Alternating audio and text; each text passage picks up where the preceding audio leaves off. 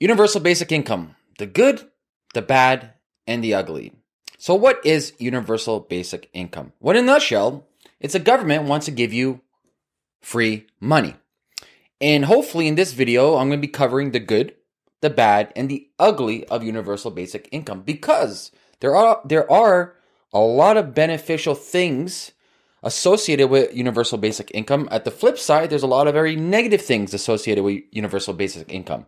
So basically the idea is there's going to be a necessity that every single person will need a guaranteed check from the government, because where we're going right now is loss of jobs due to automation, loss of jobs due to bad economic policies. I wonder whose fault that is, right?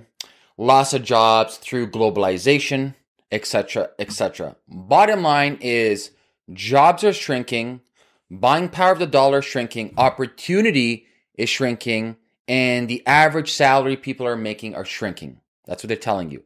So they're like, where do we go?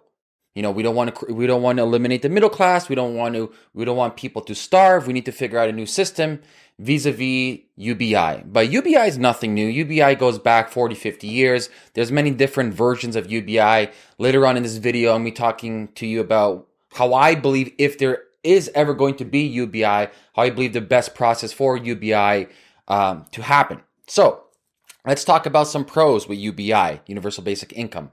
Number one, my biggest pro is it would eliminate the current social programs that the government offers. So let's look at the welfare program. The welfare program is a joke. It's actually designed to limit and negate your ability to climb up the social structure ladder of success, because the incentives are skewed.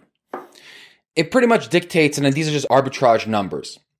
It's different, obviously, every country and every province, right? It dictates, let's say, okay, the welfare program will supply you and your family, let's say an individual plus 2 kids, will supply you, let's say, 35, 40K based on your needs.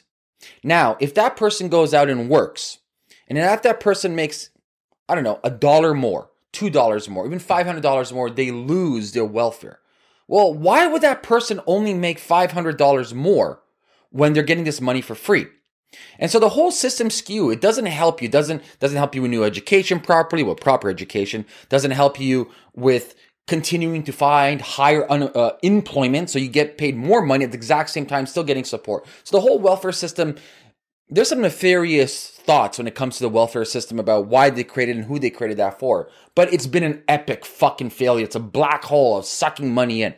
So number one, if UBI was to happen, true UBI, the current welfare system would disappear. So that's a benefit, right? We would eliminate all that, and then we replace that with UBI. Number two, all other current social programs attached with welfare, let's say food stamps in the United States, that would be eliminated as well. Because the whole idea is, these are just random numbers they pulled out too. It's going to be arbitrage depending on nation, country, state, province, etc. Let's say $2,000. Arbitrarily, they'll give you $2,000 from the government.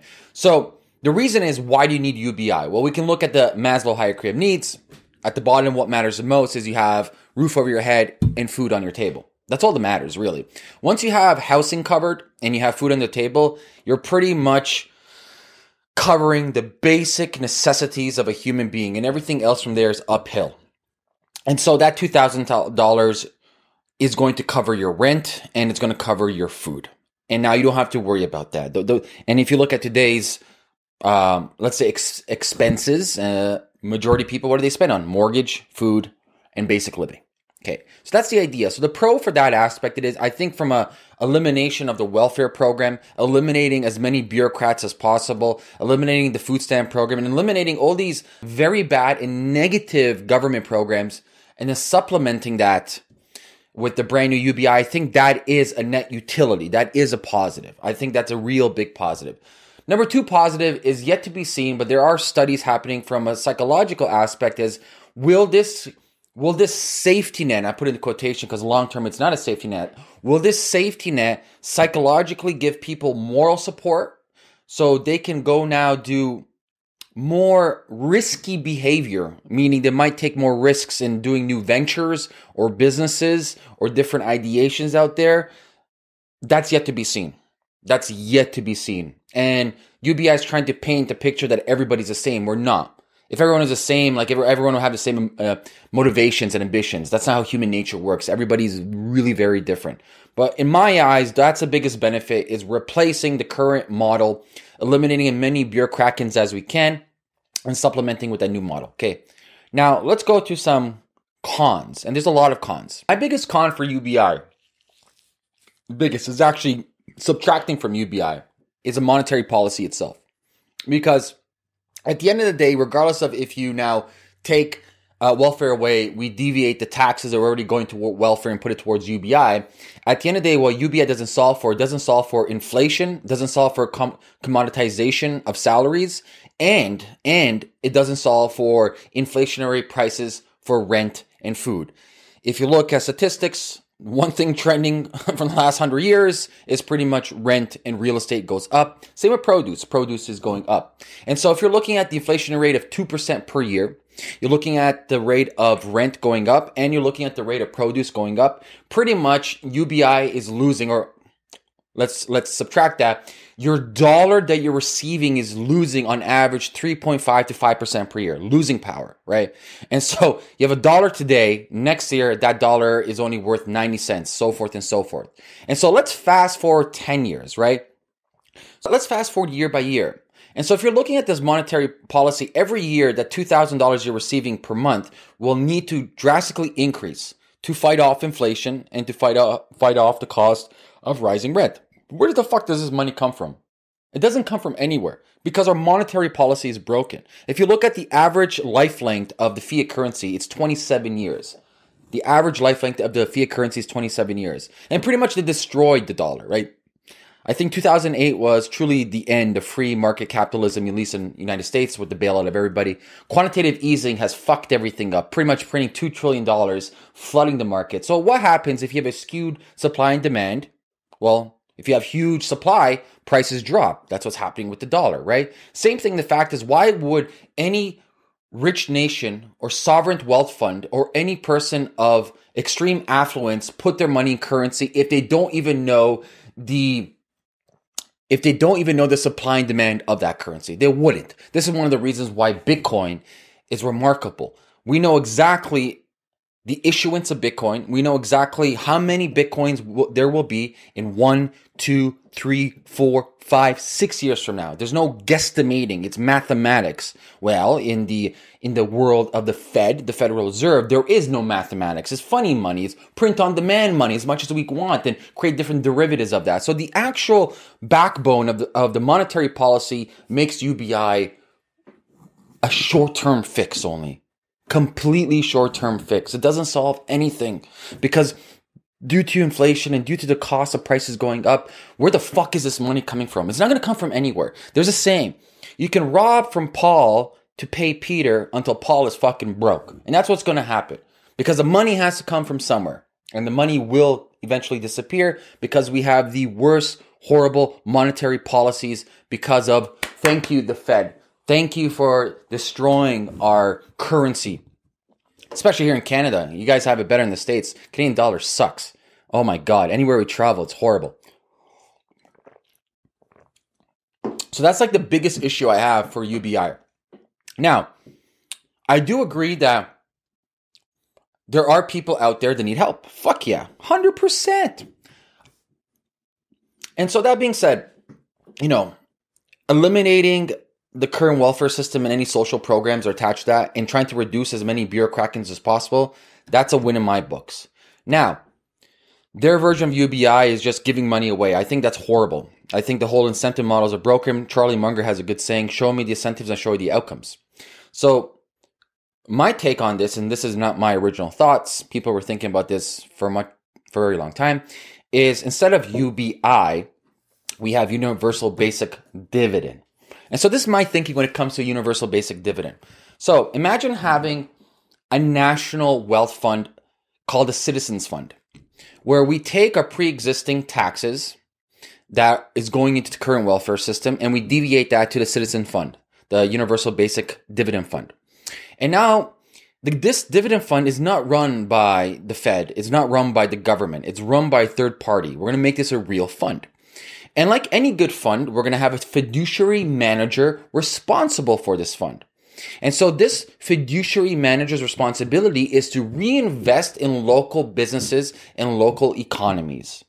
And so now it starts investing in local businesses, local economies. Like any fund will have different categories. We're going to have short-term investment, long-term investment, maybe some arbitrage, hedge fund investments, etc. And so we're going to take this sovereign, let's call it, since I'm from Canada, we're going to take this sovereign Canadian fund. We're going to have a GP and LP. Every province can be LP, and the GP will be by the third-party fund, completely devoid of the government, and each province then can deploy on local territories. And so the whole idea is like we want to reinvest into local businesses, reinvest into entrepreneurs, and reinvest into infrastructure within our own nations. And we as citizens, we're getting a dividend, which is great too because it's cheaper on taxes. We get taxes as a dividend. And so imagine this. Like any good fund, you need something called an IRR, internal rate of return. Ideally, as if you've been following this video, we want to beat inflation and we want to make a profit. And so let's say we want to beat 3.5%, right? 2% plus, let's say, rise of costs for stuff like rent and the basic stuff. So we want to beat 3.5%. So the fiduciary's responsibility, and like we can look at like REIT returns of like maybe 5 to 8% range. So REIT is a real estate investment a trust vehicle. And so we can say, okay, this fiduciary's responsibility is 7% return. That's amazing. So we are not only beating inflation, but yielding a return on our dividend, plus it's cheaper on our taxes. Actually, this should be tax-free. Scratch that. The universal dividend income should be tax-free, zero tax. So now, this is a sustainable model where instead of just giving handouts, we're creating a proper ecosystem to drive new businesses, to help local people, to help infrastructure, to help entrepreneurs, and to increase opportunities in our nation. And so that's my take on UBI. You know, I didn't want to go too deep in on it. I think the short-term solution for UBI is broken, completely broken. I think the monetary policy needs to be fixed first. Bottom line, we can't keep on printing with QE, quantitative easing. We can't keep on stealing from other people, expecting that money to last forever. And this proposal that they have for UBI right now is just a short-term fix. And I haven't even gone into the political issues with UBI when it comes to like, okay, imagine a party comes in the future and decides to take it away. That party would never be voted in. It's kind of like it's there forever. That's I'm a firm believer in the universal basic dividend, because any good fund manager, if that fund manager does not return the proper rate of return expected to return, he's fired. This isn't run by the government. This isn't run by bureau shitheads.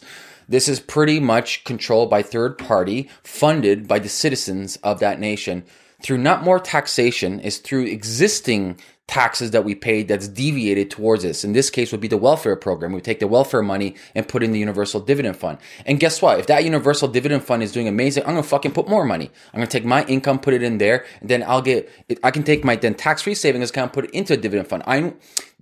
The whole reason why the universal dividend fund is so superior to regular universal basic income, it creates proper incentive models and structures. It creates a more sustainable model to beat inflation, to support your local businesses, local infrastructures, as opposed to like, here's a free handout for money. We don't know.